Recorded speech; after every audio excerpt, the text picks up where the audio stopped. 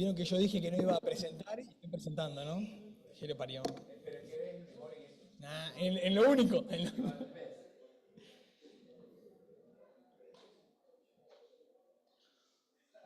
Bueno, vamos a dar comienzo a la última ponencia de la noche. Estamos todos cansados, así que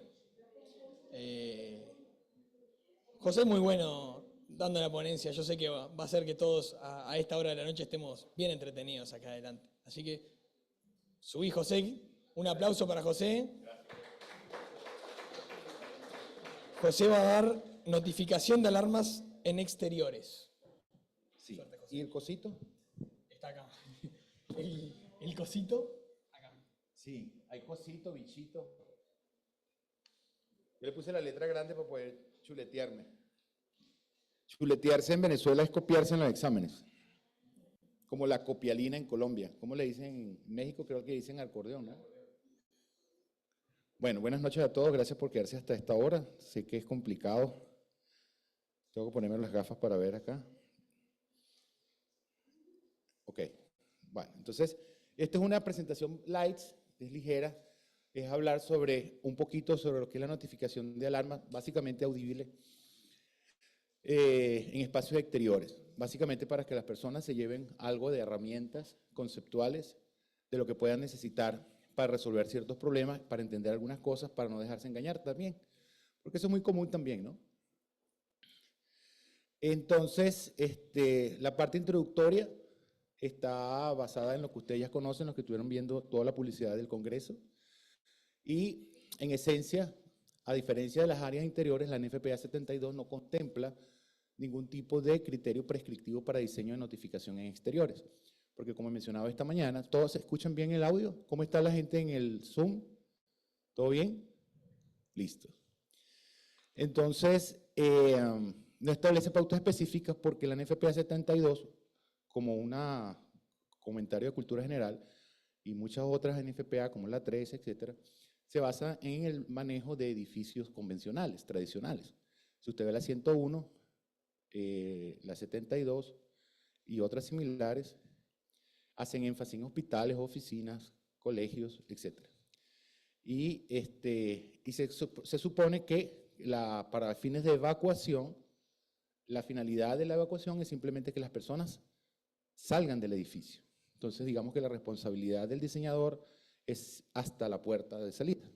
Aunque pueden haber, en algunos casos, requerimientos de notificación visual exteriores en algunos puntos para si hay que hacer algún tipo de notificación a las personas que están en puntos de encuentro, lo que llaman los assembly points, o los puntos de encuentro por NFPA 101. Pero eso no es el tema que vamos a tocar acá.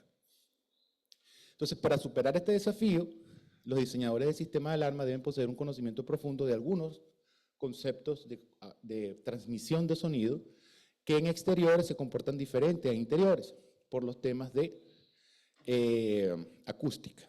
¿Ok? Cuando yo hablo acá, el sonido que está siendo emitido por aquella fuente puntual de sonido que está allá, ¿ok? Rebota. Hay una modelación que se llama modelación de rayos de sonido o Ray Sound Modulation, que uno se imagina, bajo ciertas consideraciones, que está emanando una suerte de rayos, el sonido, y está golpeándolos a ustedes, ¿ok? Y está rebotando, rebota contra las paredes y se devuelve, ¿ok? Este efecto que existe en la forma de como el sonido golpea, se dispersa, es absorbido, porque las alfombras y los muebles absorben el sonido, no lo rebotan, las paredes lo rebotan, los techos eventualmente lo rebotan, aunque estos deberían ser paneles acústicos, me imagino yo. Las aberturas generan difracción y dispersión de sonido. Entonces, todos esos efectos combinados producen sensaciones diferentes de sonoridad que nosotros las perseguimos de ciertas maneras dentro de espacios cerrados. Fuera de los espacios cerrados, el comportamiento del sonido es diferente dentro de espacios cerrados. Entonces, en esencia, deberíamos conocer ciertos conceptos muy profundos de acústica y transmisión de sonido, ¿ok? Así como estar familiarizado con ciertas recomendaciones u organizaciones en las que se basa la presentación de hoy, que es la FEMA, ¿ok? O también la NIST. Resulta que, no sé, debería existir, eso no lo he investigado, en cada país deberían haber estándares de cómo se hacen las transmisiones de emergencia. ¿Okay? Por lo menos en Chile, en la comuna donde yo vivo, hay una alarma general, no sé dónde está ubicada, pero creo que está cerca de la plaza de armas de la comuna, que es una sirena gigantesca que se escucha en toda la comuna todos los días al mediodía. ¿Okay? Y sabe todo uno que son las 12 del día. Pero cuando hay una emergencia, generan tonos con intervalos de tiempo para indicar que hay una emergencia. Recuerden que Chile siempre es proclive a tener terremotos y ciertos tipos de desastres. Entonces, la forma o las normas de diseño pueden variar en cada país. No sé si en Perú tengan sus propias normas de diseño para sistemas de notificación pública de emergencia. En Venezuela no hay. En Colombia no conozco, no recuerdo, José, si en Colombia hay una norma especial. Pero en algunos otros países, sobre todo en Europa, hay normas especiales de notificación de emergencia. Entonces, la notificación de exteriores se puede hacer basándose en las recomendaciones de los fabricantes de los equipos y en algunas recomendaciones generales de las normas específicas de cada país de notificación pública de emergencia.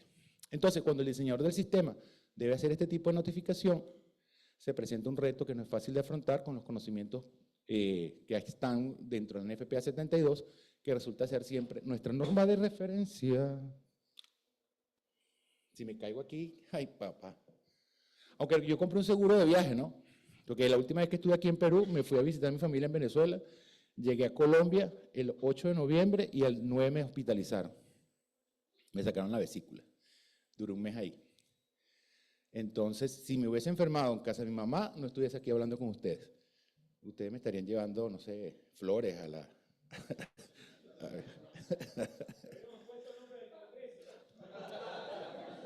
Excelente, tercer Congreso Hispanoamericano de Protección contra Incendios José Prada, en honor a José Prada.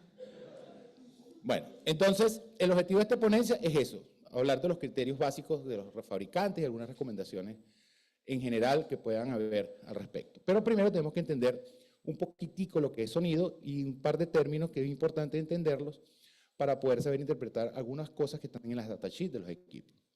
Entonces, yo creo que todos los que están acá sabemos lo que es el sonido en forma, digamos, conceptual, no necesariamente, porque la definición puede resultar ser compleja, pero sí entendemos lo que es el sonido porque lo sentimos, ¿ok? Entonces, a la final, el sonido es una sensación que percibe el ser humano a partir de las fluctuaciones en el aire, ¿ok? De ondas mecánicas de tipo longitudinal, ¿ok? Entonces, ¿qué sucede? El aire es un medio elástico. ¿Saben lo que es un medio elástico? ¿Saben el concepto de elástico?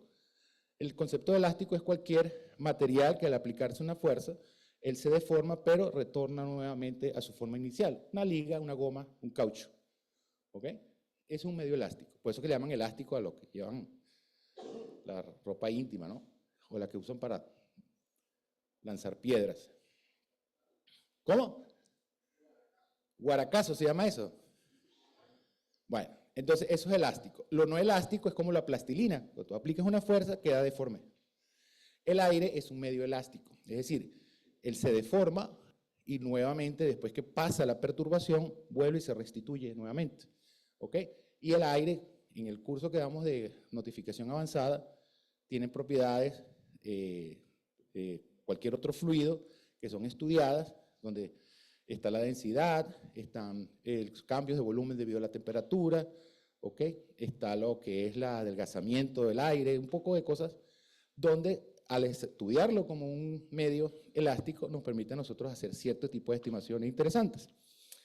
Entonces, estas fluctuaciones generalmente son creadas por algún objeto que vibra. Entonces, el baffle del parlante, del equipo de sonido, el que pone usted para escuchar, realmente es un mecanismo que vibra y esa vibración lo hace en función de la corriente que circula a través de él y esa vibración modifica el aire. Esa modificación se llama rarificación. ¿Ok? Entonces, cuando hablamos de una onda, necesariamente hay que hablar de sus componentes, porque el sonido se propaga como una onda de tipo longitudinal, ¿de acuerdo? Ya vamos a ver lo que es una onda longitudinal. Entonces, la propagación del sonido en un medio elástico como el aire genera esos cambios de presión que son percibidos por nuestro tímpano. ¿Ok? Las diferencias de presión generadas por la propagación del movimiento de esas moléculas de aire alrededor de nuestro oído producen en la sensación descrita como sonido. Entonces, cuando hablamos de que es una onda longitudinal, es porque hay dos tipos de ondas, básicamente, cuando son ondas mecánicas. Hay ondas mecánicas donde el movimiento del componente o lo que se desplaza es perpendicular al sentido en el cual se desplaza la onda. ¿Ok? Y es longitudinal cuando la propagación o el movimiento del elemento que está oscilando se mueve en el mismo sentido de cómo se traslada la onda. ¿Ok? Entonces, una onda es transversal cuando las vibraciones de las partículas afectadas por la onda son perpendiculares a esa dirección de propagación, que es algo como eso que ven ahí. ¿Ok? ¿De acuerdo? Y son longitudinales cuando son aquellas en que el desplazamiento a través del medio está en la misma dirección del desplazamiento de la onda. ¿Ok? Ese tipo de ondas longitudinales también se llaman ondas de comprensión, ¿ok? U ondas de comprensibilidad, ya que producen compresión y rarefacción. Rarefacción es donde comprimes el aire, se compacta, van a quedar espacios vacíos de aire, producto de la compactación del aire por la onda que se está moviendo. Entonces, esos espacios donde no está comprimido, vamos a usar un término descomprimido, el aire, esas son zonas de rarefacción.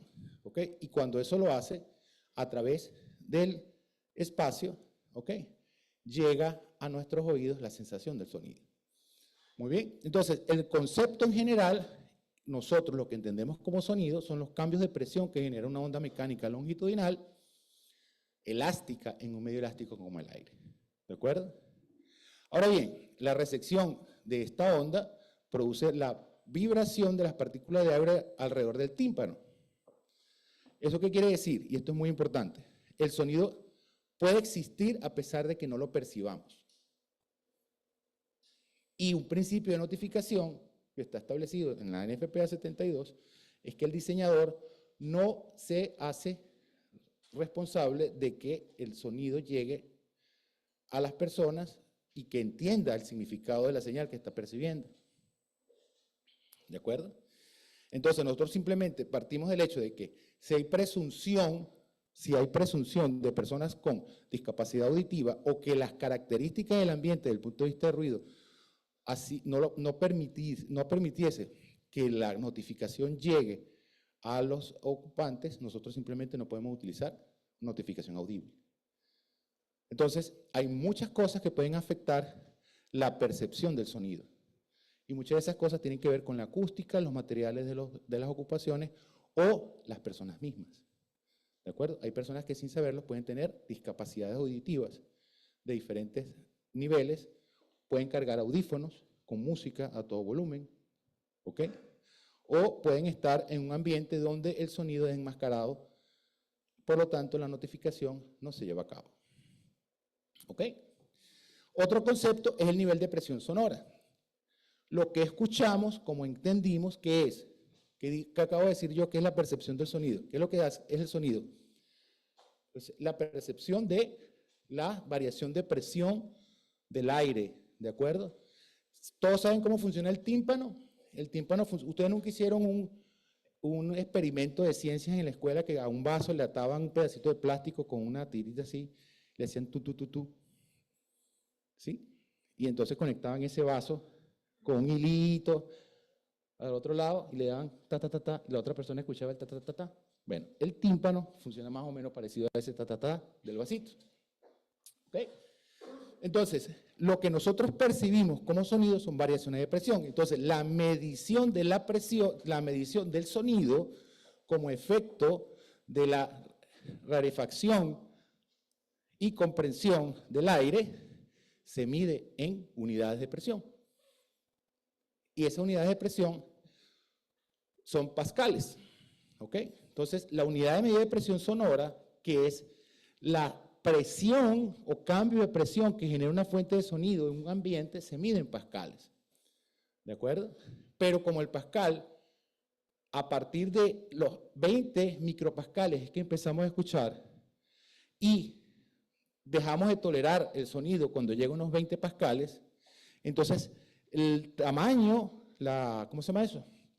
El rango, el término, cualquier cosa aquí Federico me corrige todo lo que yo digo mal, Federico es mi guía. Entonces, el rango de mediciones es tan grande entre lo que apenas escuchamos, 20 micropascales, y los que nos puede causar un daño en el tímpano, que son unos 20 pascales, lo medimos a través de una medida relativa que se llama decibelio. ¿Ok? No vamos a explicar aquí en qué se basan los decibelios, pero es simplemente una forma de expresar en una escala que se incrementa en forma de 10 en 10 las diferentes rangos de presión sonora. Entonces, en vez de decir 20 micropascales, decimos que 20 micropascales va a ser mi referencia y en función de esa referencia calculo los más valores del rango. Entonces, al valor más bajo que yo puedo sentir para escuchar, que son 20 micropascales, le asigno 0 dB, a eso le llamo yo el umbral de audición. Y nosotros medimos entonces en decibeles la presión sonora de los sonidos. ¿Ok? Entonces, ven en esa tabla, espero que se vea bien la tabla de distancia. Hay muchas tablas de estas, porque esto lo maneja la OSHA, la gente de seguridad, HCQ, etc. Entonces, dependiendo de la fuente de sonido, cambian, como pueden ver ahí en la tabla, de 0, 10, 20, etc. Entonces, una conversación normal entre personas está entre 20 y 40 dB, ahí están unos gatos maullando o hablando, ¿ok? Los vehículos más o menos generan un ruido, una presión sonora de unos 80 decibeles y así sucesivamente. Entonces los límites de umbral de dolor están alrededor de 140 decibeles. Entonces, el decibel va a ser la unidad de medición que vamos a utilizar para medir los valores de presión sonora. ¿Ok? Pero esos decibeles, todo lo que nosotros hablamos varía en frecuencia. ¿Ok? La frecuencia es cómo cambia esa variación de presión en el tiempo en función de cuántas veces se repite en el tiempo una onda. Entonces, cuando hablamos de sonidos graves o de baja frecuencia, son las voces roncas, ¿sí? De la gente así, hola, ¿cómo estás? Una voz ronca, un sonido ronco es de baja frecuencia. Una mujer gritando, no voy a pedir ejemplos aquí, por favor. Una mujer gritando, se hablaría que son tonos agudos, ¿ok? Nuestro oído, como todas las cosas maravillosas que hizo Dios, no responde de la misma manera a todas las frecuencias. Ustedes han escuchado ese cuento de que los perros escuchan cosas que no escuchamos nosotros, ¿cierto? Porque ellos pueden escuchar en frecuencias más altas. Es decir, yo voy aumentando la frecuencia y va a haber frecuencia. Hay de hecho un video, no sé si lo han buscado en internet, en YouTube, que ¿qué edad tiene tu oído? ¿No lo han visto? Búsquenlo cuando están aburridos. ¿Ok?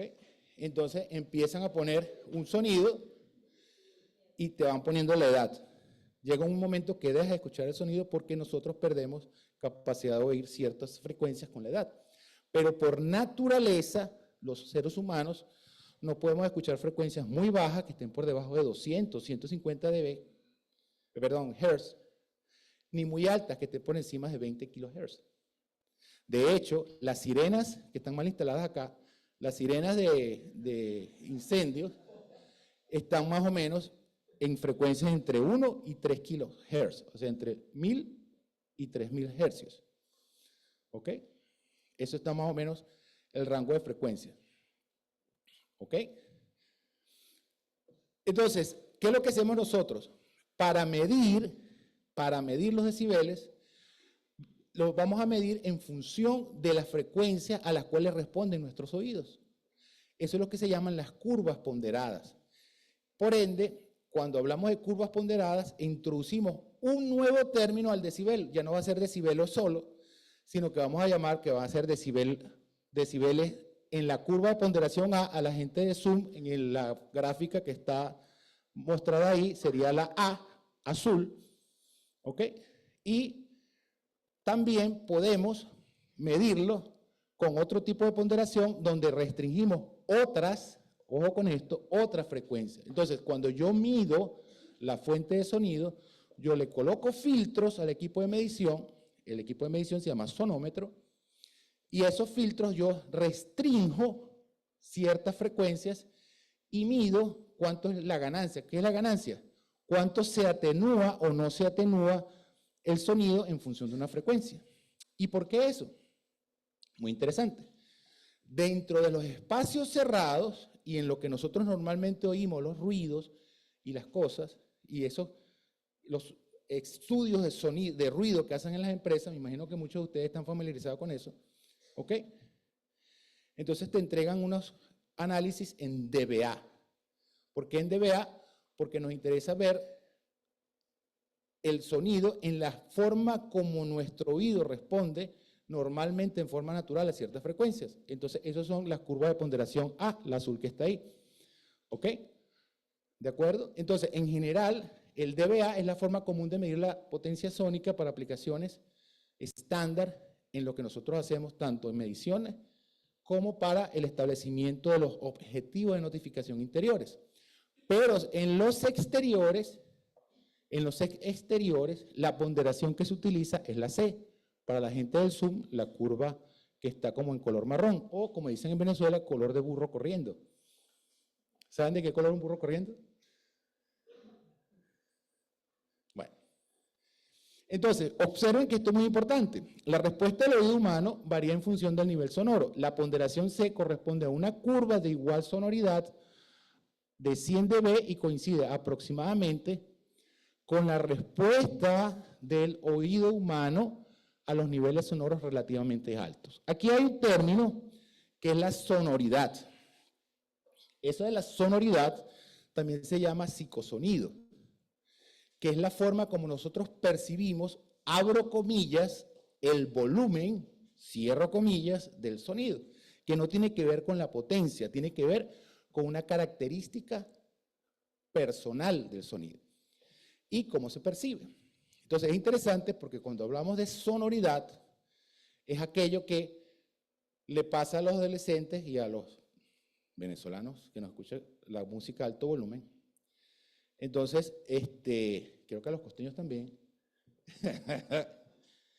Entonces, lo que para mí es un volumen bueno, y no estamos hablando de sordera, puede ser molesto para otra persona. ¿Ok? Ese nivel de sonoridad tiene que ver con la forma como nosotros percibimos el sonido. Por ejemplo, la gente que va a un concierto de rock, los sonideros, allá los muchachos que saben de sonido, corríjame si no, el muchacho allá de control, les gusta percibir los bajos en el cuerpo. ¿Ok? Entonces, hay unos bajos que son subsónicos, que trabajan una frecuencia que no es oída, pero sí percibida por el cuerpo. La percibe el cuerpo, pero no la escucha. Eso se llaman bajos subsónicos, que son unos parlantes especiales que se colocan en cierto tipo de música. Igualmente, hay ciertos sonidos que nosotros los percibimos con diferentes formas, aunque puedan tener la misma SPL o el mismo nivel de presión sonora. Entonces, esa ponderación C, ¿ok?, está asociada principalmente a evaluar los valores picos con niveles de presión sonora elevados. Entonces, ¿qué sucede cuando aumentamos la presión sonora? Como la presión sonora la vamos a percibir en función de la frecuencia, la ponderación C lo que hace es simplemente mostrarnos una curva, ¿ok?, donde se hace mucho más énfasis a los sonidos de baja frecuencia que la ponderación A, que como les decía, están en un rango entre los 30 Hz y los 8 kHz, que es más o menos el rango audible de una persona normal. Aunque eso es medio falso, estamos hablando que una persona normal puede escuchar alrededor de entre los 200 Hz y 20 kHz. Entonces, ¿qué es la curva de ponderación C? Es una curva de ponderación para niveles de SPL altos y frecuencias bajas. ¿Por qué nos interesa eso? Porque la transmisión de notificación en áreas abiertas se intenta hacer siempre en frecuencias no tan altas y a una muy alta SPL. Entonces, todo, y ese es el tips de diseño número 1, cuando nosotros trabajamos con notificación exterior, no usamos la curva de ponderación en A, usamos la curva de ponderación C. Y entonces todo lo medimos en dB, C, muy bien. Entonces, cuando usted está leyendo la hoja de datos de una sirena de alta potencia, no consigue los dBA por ninguna parte. Entonces, ¿será que se equivocaron? No, es que en exteriores no medimos en dBA, medimos en dBC. ¿Ok? Entonces, como yo mencionaba anteriormente, nosotros no usamos, ¿cómo se llama esto? Principios prescriptivos de la NFPA 72 para garantizar la audibilidad en espacios abiertos. Entonces, recomendamos guiarnos por algunos conceptos como los establecidos en los manuales de la FEMA o la NES. Para los efectos de esta ponencia vamos a hablar del Outdoor Warning System de la FEMA. La última versión es del 2006, yo lo revisé antes de hacer la presentación. Si hay una nueva, pues me corrigen, pero los conceptos son los mismos. FEMA también tiene otra cosa bien interesante que es como un catálogo, un handbook de fabricantes, ¿ok? Que también pueden ser útiles para la selección de hardware que tenga que ver con notificación de espacios abiertos. Entonces, previendo las consideraciones de notificar a las personas en espacios abiertos, podemos usar algunas recomendaciones del boletín del Public Alert System de la FEMA. Estas consideraciones son aplicables también a la notificación en industrias y por eso están fabricados los equipos bajo esos principios, u otras áreas abiertas. ¿Ok? Entonces, una de las cosas que tenemos que tomar en cuenta en la notificación en espacios abiertos es que debemos hacer estudios de intensidad de ruido en el área, evaluación del terreno. El sonido no se propaga igual en ambientes donde hay árboles y pasto, como en ambientes donde hay asfalto, en ambientes donde hay edificios. ¿Okay? Los edificios se pueden convertir en barreras. Entonces, normalmente, los parlantes y los sistemas de notificación masiva se colocan en las partes superiores de los edificios. No sé cuántos de ustedes habrán ido a Estados Unidos y uno puede ver en algunos edificios donde están esos parlantes montados en los edificios más altos alrededor de un área. ¿Ok? Igualmente las condiciones ambientales, temperatura, viento, etc.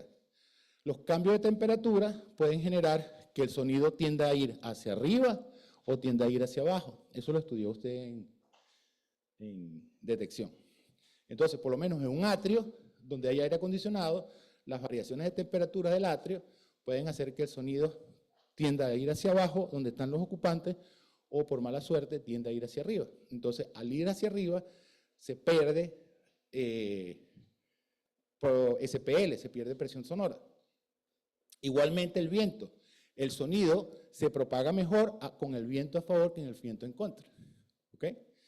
Eso, las personas que nacieron en el trópico o en tierra caliente, lo vivimos de niños cuando le hablábamos al ventilador. No sé si alguien le hablaba al ventilador, ¿sí? Entonces sonaba como deformada la voz, ¿ok? Y es porque usted estaba generando una fuente puntual de sonido en contra del viento. Entonces el sonido está rebotando en la masa de aire que está saliendo del ventilador y eso le pareció uno chistoso, ¿ok? ¿De acuerdo? Entonces, todo ese tipo de condiciones ambientales favorecen o desfavorecen la propagación del sonido. La tecnología de notificación a ser usada. No es lo mismo el sonido generado por una sirena mecánica que por una sirena electrónica. No es lo mismo notificar audiblemente solamente una sirena que tratar de transmitir voz, donde tenemos que integrar otros conceptos como la inteligibilidad o la capacidad de la percepción o entendimiento del mensaje que se te comunica. Son cosas diferentes y se manejan de manera diferente. Las características de la notificación en cuanto al sound pressure level. Dependiendo del ambiente, tanto la atenuación como los mínimos valores de presión sonora que tienen que estar por encima de los valores de ruido preexistente pueden variar. Y eso va a depender de los códigos locales, ¿ok? O de las necesidades particulares que pueda tener el objetivo de notificación que ustedes están logrando. Si están trabajando dentro de una industria, pues muchas cosas las inventan ustedes. Si están diseñando un sistema de notificación de emergencia para el gobierno de Perú, tienen que ajustarse a ciertas recomendaciones particulares, el gobierno de Uruguay o el gobierno del país que corresponda. Posible codificación de tonos en caso de que no exista mensaje de audio. Como les mencionaba, en la comuna donde yo vivo, esta sirena, cuando hay una emergencia, genera unos 3 tonos y se calla, genera 3 tonos y se calla, genera 3 tonos y se calla. Esa es entendido en toda la comuna que es un mensaje de emergencia. ¿Ok? Igualmente, en algunas industrias manejan también tonos distintivos de alarma cuando no tienen transmisión de voz.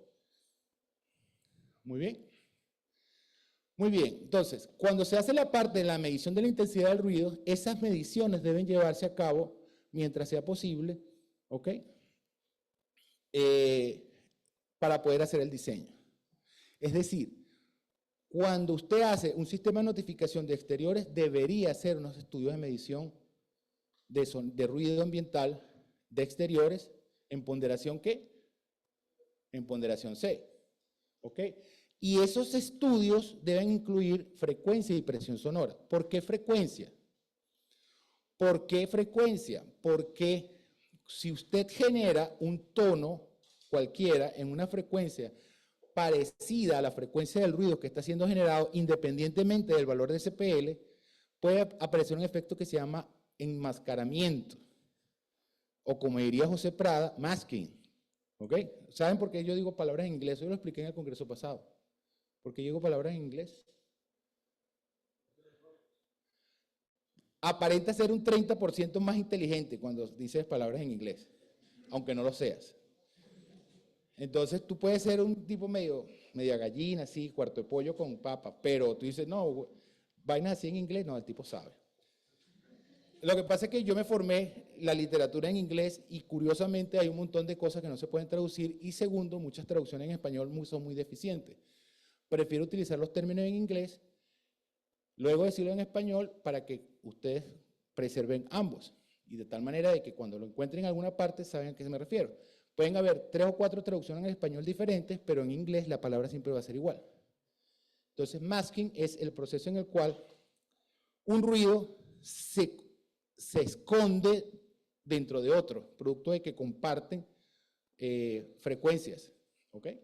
Entonces, cuando usted hace un estudio de ruido para notificación exteriores, tiene que necesariamente evaluar las frecuencias. ¿Ok? Necesariamente. No solamente el SPL. ¿Qué es lo que pasa por ahí? Nosotros siempre vemos el SPL objetivo en función del sound pressure level, del nivel de presión sonora, pero omitimos las frecuencias. ¿Ok? Porque en notificación de interiores, las frecuencias normalmente están en el rango de frecuencias que percibe el oído. Y tomar en cuenta que las frecuencias bajas tienden a atenuarse mucho menos, y esto es muy importante, pero los ruidos de baja frecuencia pueden enmascarar la notificación. Entonces, el tip de diseño número 2 es que normalmente la frecuencia de notificación de exteriores, y se está popularizando también en otros niveles, bien interesante, si aprueban el cambio para el NFPA 72 del año que viene, ¿sabes que hay niños que tienen lo que se llama neurodiversidad? ¿Saben cuál es el término de neurodiversidad? Las personas que son autistas o están en el espectro autista. Esos niños con los ruidos fuertes se pueden sentir atacados, ¿sí? Entonces, puede ser más contraproducente notificar en un ambiente donde hay niños o personas, porque hay personas que pueden ser neurodivergentes o neurodiversas. Entonces, va a ser un nuevo tipo de notificación que se llama RAMO, R-A-M-O, que se basa en notificación en modo privado a frecuencias especiales para las personas con neurodiversidad. ¿Ok? Entonces, igualmente en los hoteles, la notificación que se hace dentro de las habitaciones de los hoteles tiene que hacerse también en baja frecuencia, a 520 Hz. Tienen que ser sirenas especiales. ¿Ok? Nosotros respondemos mejor bajo ciertas condiciones a las frecuencias más bajas. Y también tiene una ventaja, que las frecuencias más bajas se propagan más lejos. ¿De acuerdo? Se propagan más lejos. Entonces, mientras que podamos diseñar, la frecuencia debe ser lo más baja posible en función de la frecuencia del ruido ambiental. ¿Ok? ¿Qué pasa con el sonido de los sistemas de notificación pública? El sonido siempre se va a atenuar por diferentes causas. En general, por la distancia. Ojo con esto, la ley de los 6 dB puede no servir para todos los casos. La ley de los menos 6 dB se usa como una referencia, pero pudiese ser, dependiendo de la literatura de consulta y lo que esté utilizando, un valor de referencia. Normalmente, cuando se trabaja en campos abiertos, las pérdidas son menores, pero dependiendo del tipo de equipo y dependiendo del tipo de aplicación pueden ser mayores. Entonces, se pueden hablar de pérdidas hasta de menos 10 dB cada vez que se duplica la distancia. Presencia de barreras. Como pueden observar en el gráfico a mano, ¿qué es eso? Derecha. ¿Ok? Para los muchachos del Zoom, ahí se muestra un gráfico donde hay una fuente a 1.5 metros y una pared a 2 metros. Y del otro lado hay un receptor o un oyente que está a 1.5 metros. ¿De acuerdo? Y hay unas distancias. Y está esa barrera de 2 metros. Entonces, esa barrera afecta la percepción del nivel de presión sonora del otro lado. ¿Eso qué quiere decir? Que si yo tengo una fuente de sonido acá y tengo un edificio, ese edificio me va a generar una afectación o una atenuación. Tipo y topografía del terreno. Los pisos o los campos con, ¿cómo se llama esto? Con pasto, árboles, grava, montañas sin vegetación, con vegetación, todo eso afecta la propagación del sonido. Absorción del aire. El aire, dependiendo de la temperatura, puede absorber más o menos el sonido y dependiendo de los perfiles de temperatura en el aire, también pueden afectar la forma como se transmite el sonido en el ambiente. Refracción del sonido y efecto de la temperatura, velocidad y dirección del viento. ¿Ok? Atenuación del sonido basado en las características de las superficies. Entonces, como pueden observar en la imagen de la derecha, tengo una fuente, source, donde aplicando el principio que dije al inicio, que la modelación por rayos de sonido, que teóricamente va directo al receptor, pero la fuente puntual, imagínense que la fuente puntual puede generar sonido dependiendo del diagrama de directividad en varios ángulos. Entonces, de la fuente puede haber sonido que choca contra el piso y se refleja, sonido que viaja por cambios de temperatura, ese grafiquita 3, que consigue cambios de temperatura o cambios de dirección del viento y se mueve de otra manera. Entonces, al receptor le pueden llegar diferentes componentes a diferentes tiempos de la misma fuente de sonido. Entonces, en las superficies duras, la atenuación puede ser menor, porque el sonido se refleja, pero en las superficies suaves, por lo menos donde hay pasto, es similar a las alfombras. ¿Ok? Entonces, cuando se estudia acústica de locales para hacer notificación seria, se analizan los índices de absorción de los materiales. ¿Cuánto que costó eso? Necesito un ayudante. Gracias. Me disculpan, eso no estaba en el libreto.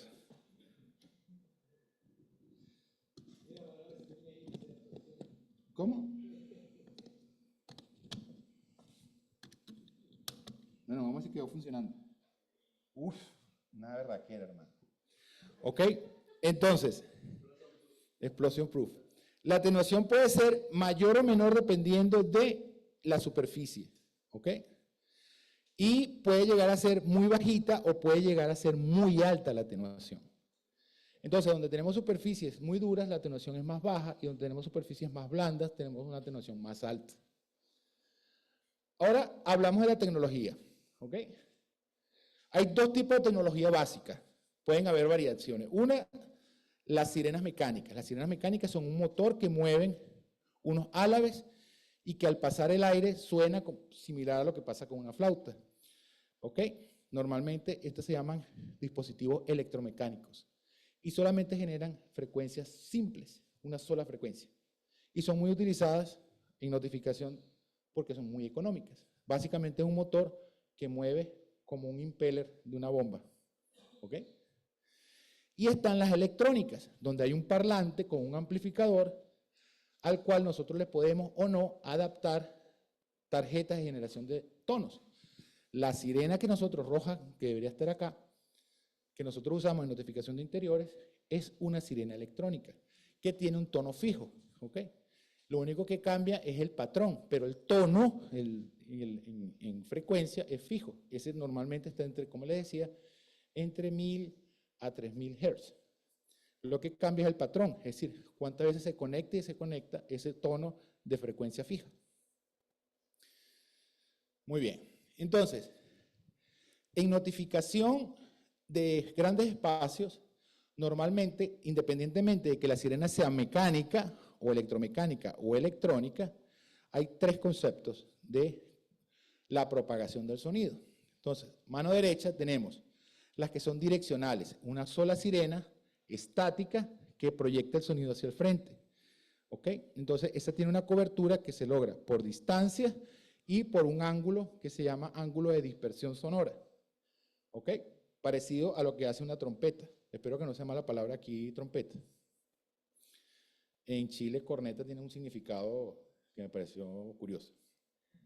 ¿Ok? Una variación de la direccional, que está orientada a un solo sentido, es la rotativa. Entonces, normalmente es una direccional que se monta un motor y rota, y me genera un barrido alrededor de 360 grados. Esa se llama rotativa, aunque se pueda considerar omnidireccional. La diferencia entre la rotativa y la omnidireccional es que la omnidireccional está conformada por varias sirenas fijas que se colocan alrededor de un poste, que normalmente también le llamamos cluster. Y eso permite dispersar el sonido en diferentes direcciones. Entonces, puedo utilizar para dispersar el sonido en diferentes direcciones o una rotativa o una omnidireccional. Tienen el mismo efecto.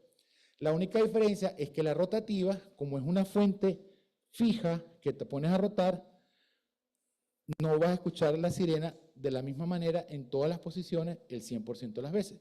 Y va a aparecer un efecto que se llama efecto Doppler. ¿Conocen el efecto Doppler? Cómo cambia la frecuencia en función de la distancia. ¿Ok? Entonces, cuando ya está girando, en algunos momentos puedes sentir, percibir que cambia la frecuencia del sonido porque se está moviendo y en algunos momentos el cono de dispersión de sonido lo voy a sentir de manera diferente a la frecuencia porque se está moviendo en forma rotativa. Ay, perdón. Entonces, acá hay unos ejemplos clásicos de una marca. Aquí, lamentablemente, hay que nombrar marcas. ¿Ok? ¿De acuerdo?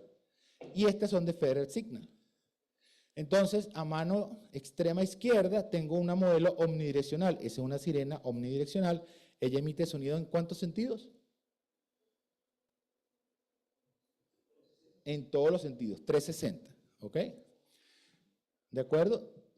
Tenemos una Eclipse 8, que es una sirena omnidireccional, basada en un concepto de clúster. Son varias fijas colocadas alrededor de un poste. Y tenemos una rotativa, donde eso que está en la parte de abajo es un motor que es la que hace girar la sirena. ¿Ok? Y aquí hay un ejemplo. Esto está sacado del manual de la FEMA. Fíjense ustedes que la FEMA, aunque es un manual de guía de diseño, contiene hardware de fabricantes. Claro, no le ponen las marcas, pero pues uno se imagina cuáles son. Sin necesidad de ser muy genio, se da cuenta cuáles son. Entonces, esta que está acá a mano izquierda, ¿ok? Es un equipo rotativo. Fíjense ustedes que en la parte de abajo, mano izquierda en la parte de abajo, está lo que dice Siren Control, el control de la sirena. Abajo un gabinete, dice Backup Power Cabinet, que es donde están las baterías que le dan energía de backup al sistema, ¿ok? Y ahí está conectado en la parte inferior a la fuente de energía. Eso se mueve como un motor cualquier, el motor de su lavadora, ¿ok? El motor eléctrico. Se le aplica energía dependiendo de la tecnología, si es 24 voltios DC o a corriente alterna, eso es un motor que lo mueve ahí. Eso no tiene ninguna otra ciencia. La que está en el medio es también una rotativa, pero fíjense ustedes que tiene una antenita tipo televisor, eso se llama una antena Yagi, tipo televisor para una conexión de wireless, ¿cómo se llama eso? Gracias, inalámbrico, exactamente, inalámbrico, que puede servir para activarla o para transmitir el mensaje o para simplemente generar el mensaje, no transmitir el mensaje, para activarla, ¿ok? Muy bien. Y fíjense ustedes que si van bajando, hay una parte acá que dice transformador y rectificador eventualmente para convertir corriente alterna en la corriente directa que pueda requerir el equipo que está allá. Y a mano extrema y derecha está una tipo clúster omnidireccional y fíjense ustedes que también tiene un control wireless. ¿Eso qué quiere decir? Que nosotros en una fábrica pudiésemos tener un equipo de estos sin necesidad de cablearlo, simplemente con una fuente de energía y lo activamos a distancia, sin necesidad de un equipo cableado. Muy importante cuando se trabaja con los PAS es que deben colocarse a una altura mínima de montaje y eso tiene que ver con la necesidad de que la unidad de sonido sortee ciertos obstáculos y también, dependiendo del patrón de distribución sonora de la fuente, basado en las parlantes, de cómo se dispersa el sonido cuando se requiere que se disperse hacia abajo. Entonces, deben garantizarse unas alturas mínimas, que típicamente pueden estar entre los 8 y 10 metros. ¿Ok? Entre los 10 y 15 metros. Entonces, típicamente, estos equipos deben estar por encima de obstrucciones físicas visibles, edificios, árboles o similares. ¿Ok? Y estas alturas pueden ser menores en industrias o espacios abiertos sin obstrucciones, dependiendo de las recomendaciones del fabricante. El fabricante siempre le va a dar una altura mínima de instalación de la fuente de sonido. ¿Ok? Es importante aclarar que debe respetarse el límite de sonido en las cercanías del equipo. La NFPA lo limita a 110 dBA, si no me recuerdo. Ok, ¿cómo se estima el rango efectivo? El rango efectivo se estima a partir de unas curvas que están en el manual de la FEMA, perdón. Fíjense ustedes que eso que está allá, vamos a ver si lo podemos interpretar, son dos curvas. ¿Ok? Lo que está en el eje de las X, que dice DBC a 100 pies. Entonces, toda sirena de notificación masiva, ¿ok? Viene así como las de sirenas de UL de interiores, con un SPL a una distancia específica de ensayo.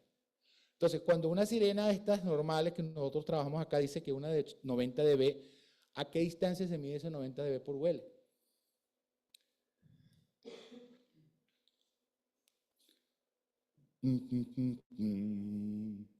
A 10 pies, muy bien.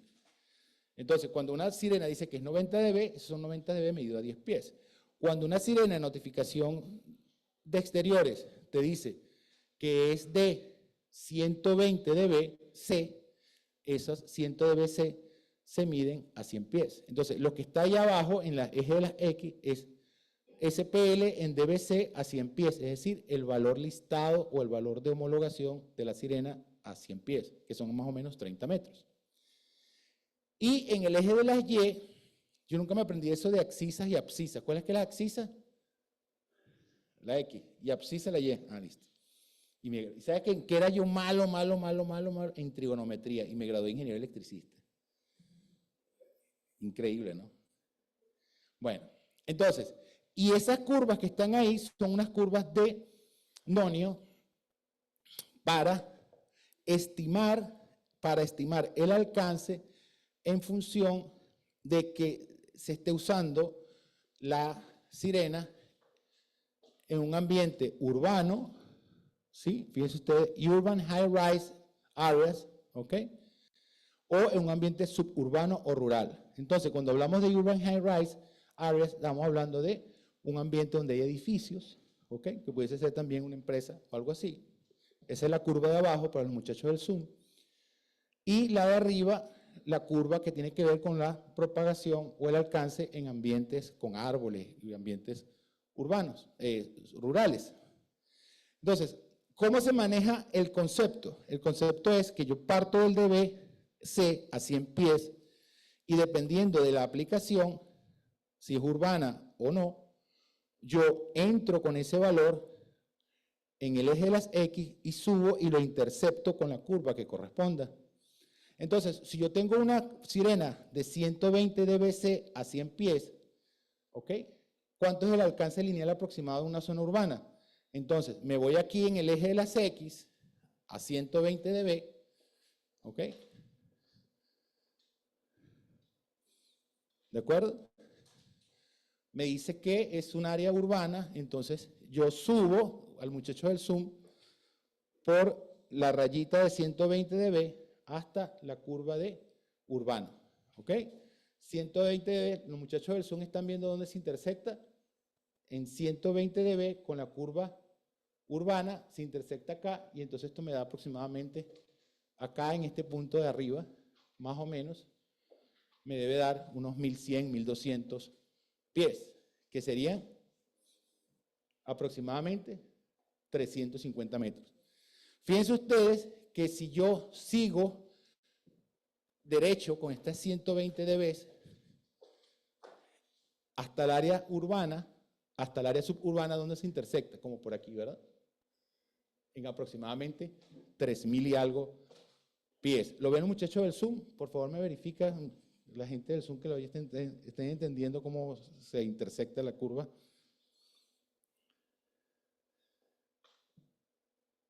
Ya se fueron todos a comer. Listo. Ok, entonces, se entiende cómo se calcula por aquí el alcance, ¿verdad? Muy simple, extremadamente simple. ¿Ah? ¿Dicen? Ah, listo, perfecto, muy importante. Recuerden que las personas virtuales forman parte de la filosofía de trabajo de ILFIS. Para nosotros es muy importante aprender de la experiencia de ellos para mejorar lo que hacemos con ellos. ¿De acuerdo? Entonces,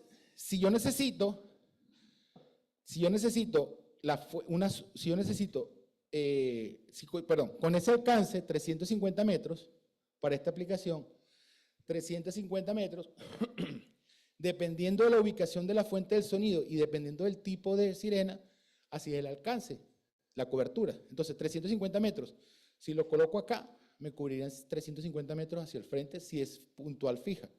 Si es rotativa, sería un círculo de 350 metros. ¿Se comprende eso?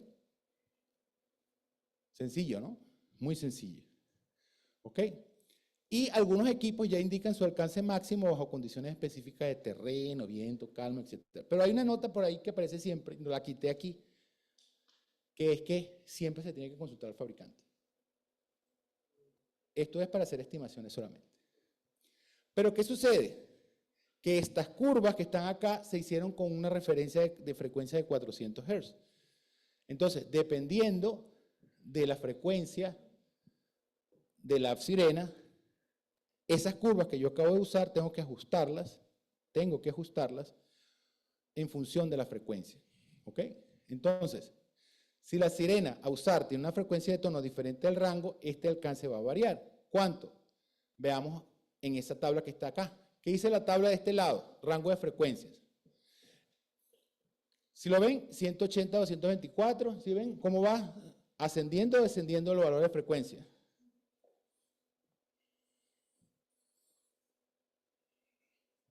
¿180 a 224 Hz? El siguiente es 224 a 280. El siguiente 280. ¿Cómo va? ¿Creciendo o decreciendo? ¿Cómo? Creciendo, ¿verdad? Aumentando. Increasing. ¿Ok? Entonces, ¿y qué pasa con la corrección? Esta corrección es un valor que se le debe sumar al valor que trae la sirena por defecto en el datasheet en función de la frecuencia en la que la voy a usar.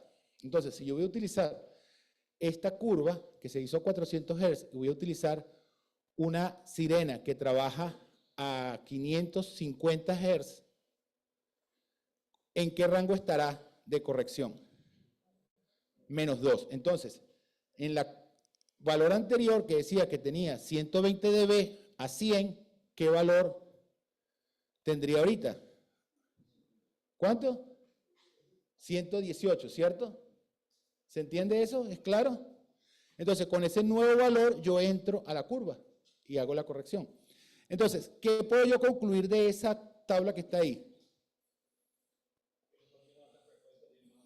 Exactamente. ¿Qué premio estamos dando? No estamos sorteando nada, se lo ganó acá.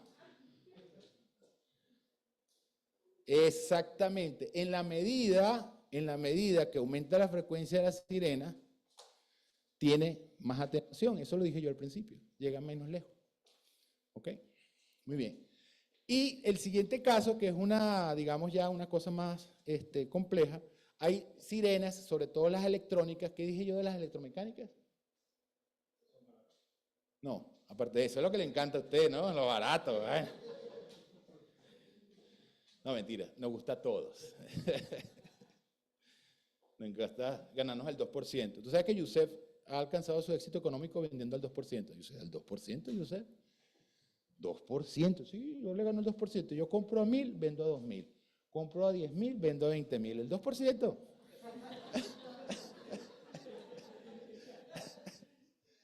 ¿Ok? Entonces a todos nos gusta vender al 2%. ¿No es más barato? ¿Qué yo dije? ¿Qué pasa con las sirenas electromecánicas? Exactamente, tiene un solo tono, un tono simple. Tiene un tono simple. Entonces, esta tabla solamente aplica para sirenas, básicamente, sirenas electrónicas o sirenas electromecánicas particulares. ¿Ok? Entonces, en este caso, fíjense ustedes que para poder generar tonos diferentes, tengo que cambiar las frecuencias. Entonces, al cambiar la frecuencia, yo voy a tener un valor para el cual, vamos a aplicar rapidito 10 segundos al anterior. Si tengo dos tonos en una sirena, entonces voy a tener una frecuencia en la que voy a tener una ganancia o una pérdida diferente que en la otra frecuencia. ¿Se entiende? Es claro, ¿cierto? Muy bien. Entonces, ¿qué busca esto? Que yo debo intersectar, muchachos del Zoom, en la tabla que estoy mostrando, la frecuencia más alta, en este caso creo que mostré una de entre 500 y 600 Hz, 670 Hz. Entonces, debo intersectar donde dice upper frequency, o sea, la más alta, que está acá en la tabla a mano izquierda, buscar la frecuencia alta, en este caso sería 670 Hz, en el rango donde está, que creo que es por acá, entre 560 y 710, e intersectarlo en estas columnas, las que están acá en la parte de arriba, con el rango donde está la frecuencia más baja. Y entonces, ¿me ayudan, por favor? Estaría yo 670 Hz, estaría en el rango entre 560 y 710, y la otra frecuencia, ¿cuál es? 500 Hz. Aquí, entonces la pérdida sería aproximadamente menos 3 dB. Por favor, los muchachos del Zoom corrijan, revisen si entendieron eso. Entonces, si yo estoy utilizando una sirena multitonos, tengo que hacer ese ajuste. ¿Ok? ¿Por qué tengo que hacer ese ajuste?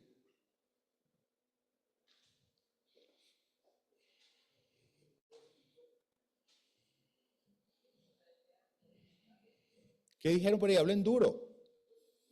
¿Por qué tengo que hacer ese ajuste si tengo una sirena con dos tipos de frecuencia?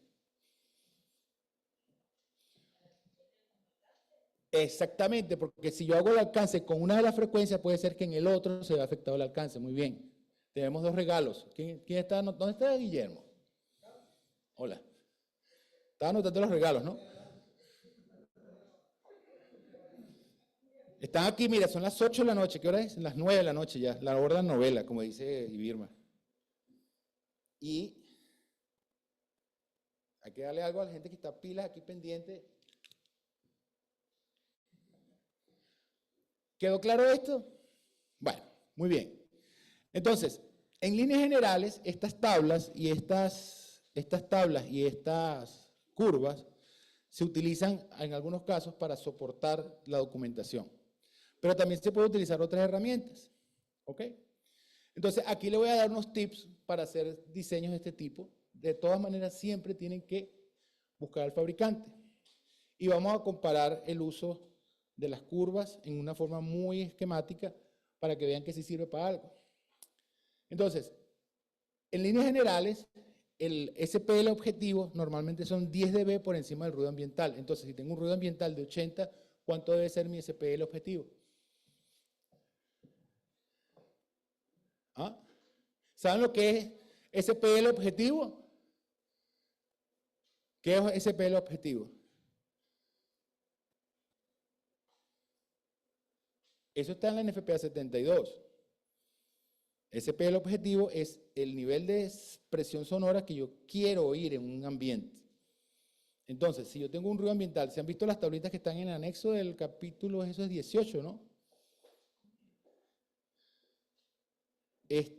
Oficinas, ¿cuántos son el ruido ambiental en una oficina? Por 40 más o menos, 40, 50 dB, 40, 50 dB. Depende de qué están hablando la gente y si el jefe no está presente o no. Depende del chisme, exactamente. Durante la Copa América, pues, 60 dB más o menos. Cuando llega el jefe, 20 dB. Todo el mundo se hace el... Listo. Entonces, en notificación pública, en notificación modo público en la NFPA 72 se establece que el SPL objetivo son 15 dB por encima del ruido ambiental. Si mi ruido ambiental son 40, ¿cuánto es mi SPL objetivo? En una oficina, en el ejemplo sería 55, ¿cierto? Entonces, acá, normalmente, mi SPL objetivo está 10 dB por encima del ruido ambiental, como recomendación. Y eso le tapa cualquier hueco, porque esto es una estimación. ¿De acuerdo? La mínima pérdida son 3 dB cada vez que se dobla la distancia. ¿Y eso es en qué condiciones, de acuerdo a lo que yo dije acá?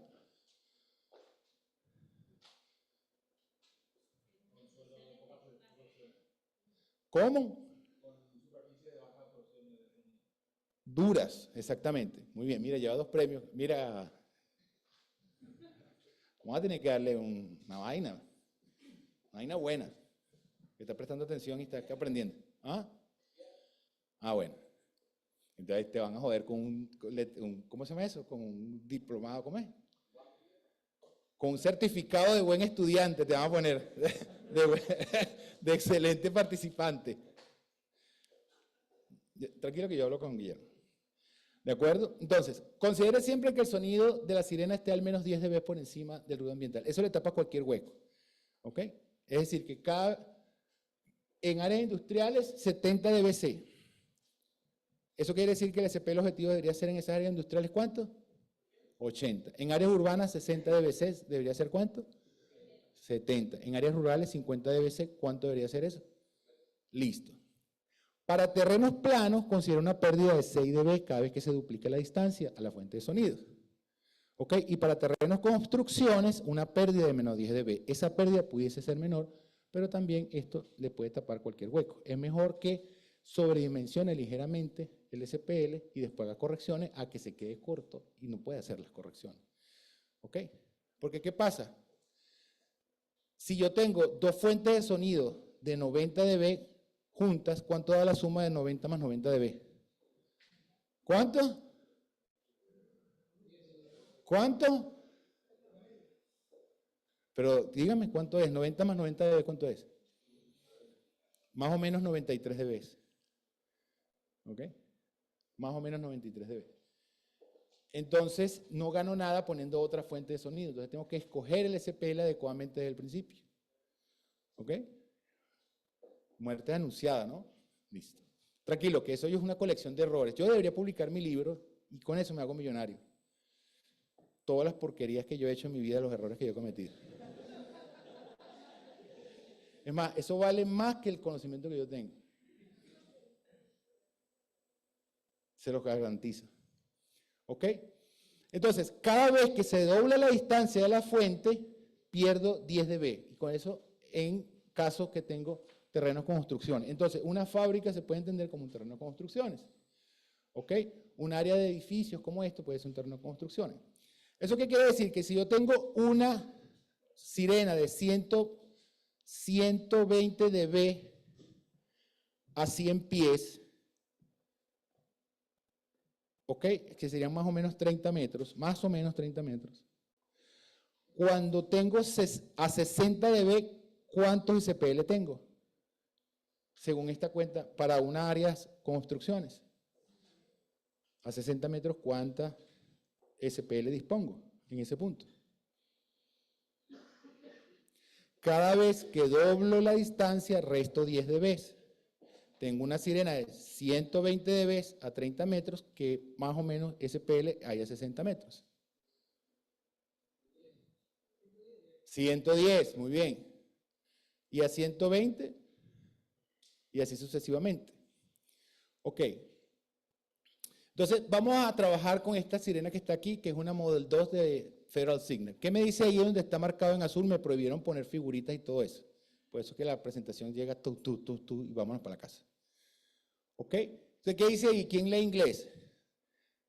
The Model 2 is a mechanical single-tone siren capable of producing, aquí es donde me paro, 102 dBc a 100 pies.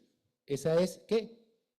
El alcance de homologación. No hablemos de listamiento. ¿Por qué no puedo hablar de listamiento aquí? Porque no necesariamente existe un estándar UL para estos equipos. ¿De acuerdo? No necesariamente. Y eso no quiere decir que no se puede usar. ¿Ok? No necesariamente. Creo que UL no tiene estándar de listamiento para muchos de estos equipos. Entonces, 102 dB a 100 pies. Y vamos a estimar el alcance en metros de esa sirena, ¿ok? Instalado en el patio de una fábrica de forja con un ruido ambiental de 70 dB, con muchas bodegas, ¿ok? De área aproximada de 1 hectárea. ¿Qué área cuadrada tiene? ¿Qué distancias? La señora que está anotando, ¿qué áreas? Eso está ahí escrito en la diapositiva, no tengo nada que explicar. Un cuadrado de 1 hectárea, ¿cuánto mide por lado? ¿Cuánto? 100%, listo, muy bien. Entonces, fíjense ustedes las especificaciones de esa sirena. Las especificaciones de esa sirena dicen, la altura recomendada de montaje de entre 10.7 y 12.2 metros.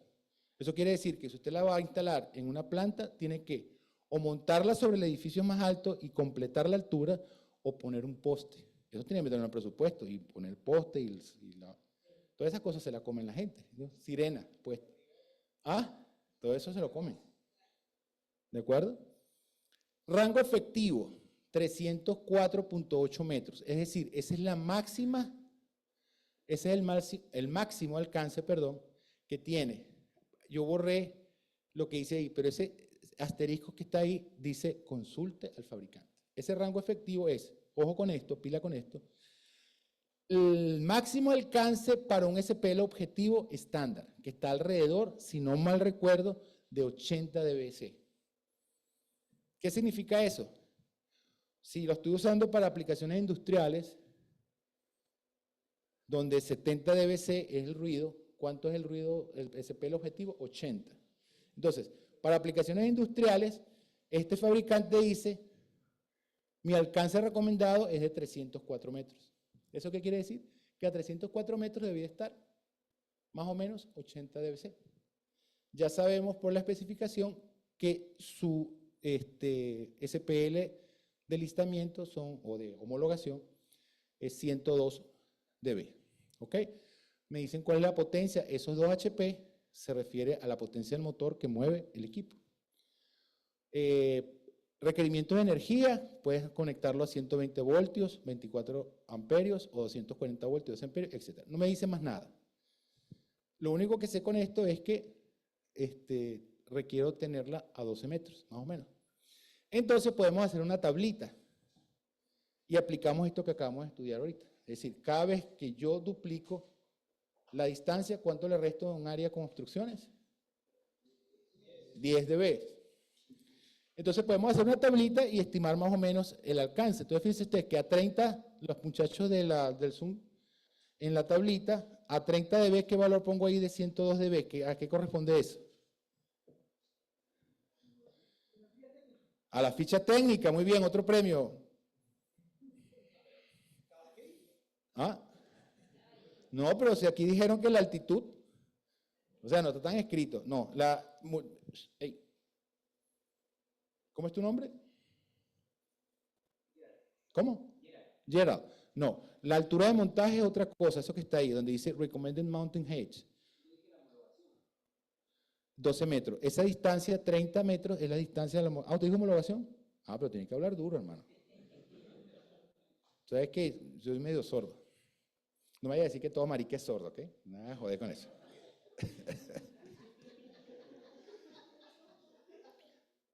Entonces, el ruido ambiental estimado son 70 dB, ¿Ok? Entonces el SPL estimado son 80 dB. Entonces vamos a ver más o menos a qué distancia más o menos estamos en SPL objetivo. Entonces, a 30 metros tengo 102, que es el valor de homologación. A 60, cuando duplico la distancia, pierdo 10, tengo 92. Y a 120, cuando vuelvo a duplicar la distancia, tengo 82, que es más o menos un valor cercano a los 80 dB. ¿Estamos de acuerdo todos? Entonces, más o menos alrededor de 120 metros de la fuente, yo tengo el SPL objetivo. Si es omnidireccional, que lo es, porque es una modelo 2, ¿cierto? Omnidireccional. Si yo la coloco en el centro del área, yo voy a tener una cobertura circular de radio de 120 dB, de 120 metros. ¿Sí se entiende? Ok, eso es lo importante. Ok, estas tablitas, si ustedes me las piden la semana que viene, me escriben un correo, me la piden, o yo me acuerdo, se la envío. Tengo todas estas tablas para hacer estas estimaciones a diferentes frecuencias y todo. Porque en función de las frecuencias cambian los alcances. ¿De acuerdo? Entonces, podemos considerar el alcance sin hacer otro ajuste, no lo vamos a hacer porque nos vamos para la casa, ¿ok? Que es de 120 metros lineales y por ser omnidireccional cubre un círculo con ese radio, que es esto que está acá, más o menos. Y aunque a usted le pueda parecer trivial esto, cuando a mí me tocó hacer esto yo no lo entendía. Y cometí muchos errores tratando de instalar, y creo que hay muchos sitios donde están así, sirenitas de esas rojas en espacios exteriores. Y eso no funciona, para que lo vayan sabiendo. Y tienen que convencer al cliente de que eso no funciona. ¿Sí? Entonces, tienen que meterse en este tipo de información y mostrársela al cliente. Hay unos videos bien interesantes que lo pueden conseguir en YouTube donde se ven funcionando las sirenas. Si hacemos el cálculo, vamos a ver si ustedes pueden hacer el cálculo. Es que está marcado con rojo. Si hacemos el cálculo con la curva, suponiendo que esas sirenas de ¿cuántas frecuencias? No, pero ¿qué frecuencia? Para poder usar esa curva sin necesidad de hacer ajustes. 400 Hz. 3. ¿Ok? Entonces, ¿dónde se intersecta la curva de 102? Creo que es, ¿no? 102. ¿Y eso sería urbano o sería rural? Una aplicación industrial. Sería urbano, porque hay construcción, no es rural, no hay vacas, ni montañas, ni nada. O sea, eso es mucho ruido. Entonces, es una aplicación urbana. Entonces, si ahí más o menos 102 está ahí alrededor de 100, que está ahí, y si lo intersecto con la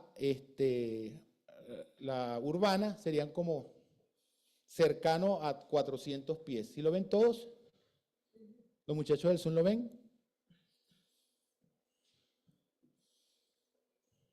No dicen nada, listo. Perfecto. Entonces, más o menos unos 120. Claro, como esas son unas curvas que están hechas en papel, hay que ponerse a medir con una regla, y etcétera, pero más o menos está en un orden de magnitud. Yo lo que quiero es que ustedes pongan en contraposición que ambos métodos son más o menos parecidos y les sirven sin ajustes considerando una sirena de 400. ¿Qué pasa si en el datasheet dice que la sirena es de 1000?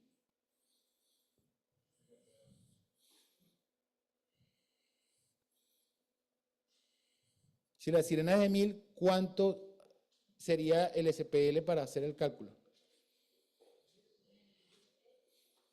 Menos 7, correcto. Entonces ya no calcularía con 102, sino con ¿cuánto? 102 menos 7, ¿cuánto es? 95. Entonces haría el cálculo con 95. Entonces tendría 95 a 30 metros, a 60 metros tendría ¿cuánto? 85. Está ahí como creepy, ¿no? Hay una forma de calcularlo bien bonito, no así a la pepa de ojo como acá. Pero no se lo voy a explicar porque pues eso lo enseño yo en el diplomado de detección de incendios. Y le dedico tiempo, le contesto al Telegram los domingos, le hago videitos aparte. Pero hay una forma de hacerlo ecuacionalmente que es un tiro, pues. Entonces tú dices, ¿cuál es el SP, el objetivo que tú necesitas? Sabes cuál es la distancia máxima. Pero se dan cuenta que al subir la frecuencia a 1000 Hz, ya se reduce notablemente el alcance, entonces ya no me llega a 120, creería que estaría rajuñando como los 70 metros, ¿sí se dan cuenta? ¿Sí se dan cuenta? Entonces sí se afecta. Entonces, pila con eso. Y de eso se trata la ponencia, Como recomendaciones finales, en esencia, para fines prácticos, las notificaciones exteriores se debe ajustar a las recomendaciones del fabricante. ¿Ok? Esa es la regla 0 de esto. Esto lo único lo pueden estudiar es con los manuales del fabricante. Solo en los casos donde se diseñan PAS se deben ajustar algunos parámetros basados en recomendaciones. Tocará investigar en cada país los requerimientos. Entonces se lo dejo de tarea. Cultura general, recuerden que uno ve con lo que sabe, el conocimiento es poder, y alguna vez un conocimiento le puede generar plata o resolver un problema. Entonces, lo pueden anotar por ahí y averiguar. Y de repente sacan una nueva actividad en la cual pueden desarrollarse en sus empresas. ¿De acuerdo? En general, los diseños serán una mezcla de desempeño con prefabricados. Desempeño, un poquito de cálculo y cosas de esas. Ahora todo, para que suene bien la ingeniería de incendio, tiene que ser performance-based. ¿Ok? ¿De acuerdo? Entonces, por cuanto las variables que afectan la notificación audible y eventualmente a la visual son tantos y tan complejos que es imposible incluirlo en el alcance de esta charla. Así que le recomiendo estudiar la parte tecnológica de esta competencia. Entonces, no sé si tienen alguna duda o pregunta.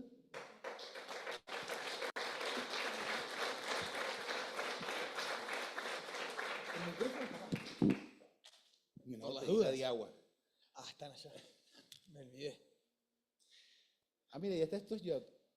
¿Cómo? Esta es tuya. Es mía. ¿Te puedo conocer los secretos? Bueno, no sé si hay dudas. Online no hay. Asumo que el silencio. Ah, Si tienen dudas, Julio. mañana las resolvemos. Pero vamos a responderle aquí al amigo que se ganó los 3 premios y yo le canjeo. Acá está el premio.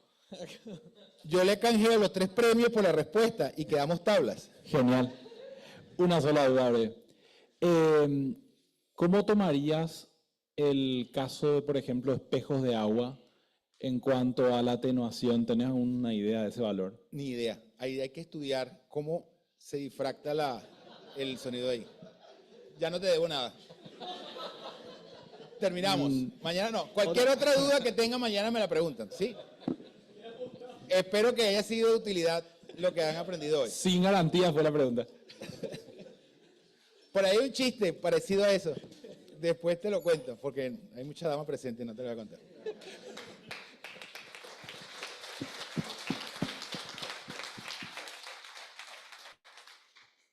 Gracias, muy amable. Gracias porque hace hasta esta hora, se lo agradezco.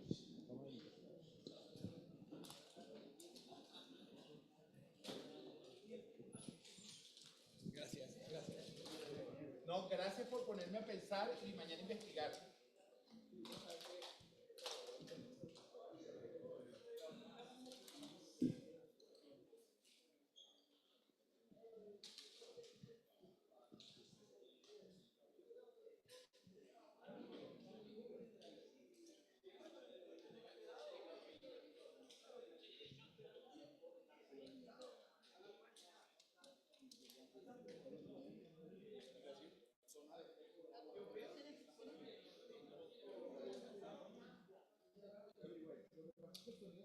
El sonido se propaga muy bien en el agua.